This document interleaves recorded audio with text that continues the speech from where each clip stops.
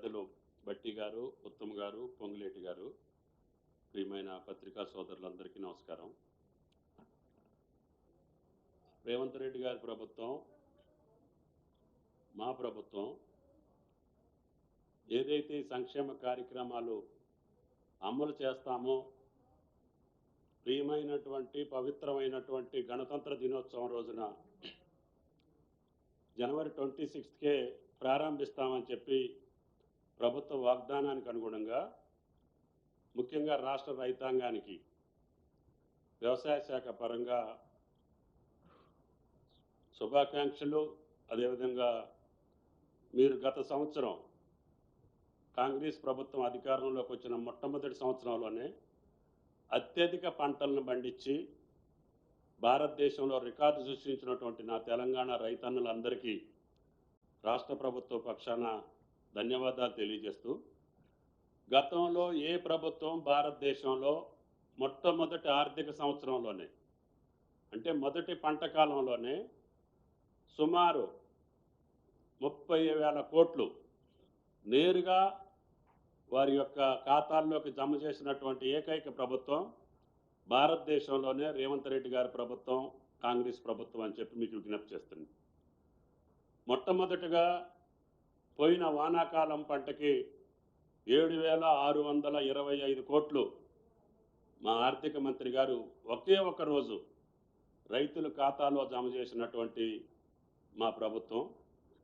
అదేవిధంగా రుణమాఫీ 2 లక్షల వరకు రాష్ట్ర రైతాంగానికి 21,000 కోట్లు వాళ్ళ ఖాతాల్లో జమ చేసి రుణ విముక్తులు చేసినటువంటి మా ప్రభుత్వం.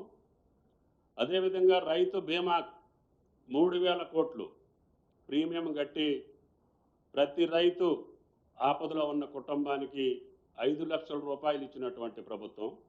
ఇంకా అనేక వ్యవసాయ అనుబంధ కార్యక్రమాలు చేసుకుంటూనే మళ్ళీ ఈ యొక్క రబీ పంటకు కూడా రైతు భరోసా 12,000 చొప్పున ఎకరానికి ఇవ్వటానికి రాష్ట్ర ప్రభుత్వం, కేబినెట్, ముఖ్యమంత్రి గారి యొక్క ఆదేశాలకు అనుగుణంగా రేపటి నుంచి రైతు భరోసా పేరిట కాంగ్రెస్ ప్రభుత్వం రాహుల్ గాంధీ గారు ఇచ్చినటువంటి వాగ్దానాన్ని అమలు చేస్తూ రేపటి నుంచి వ్యవసాయం చేసేటటువంటి ప్రతి ఎకరానికి మేము ఎకరానికి 12,000 ఇస్తామని చెప్పాం.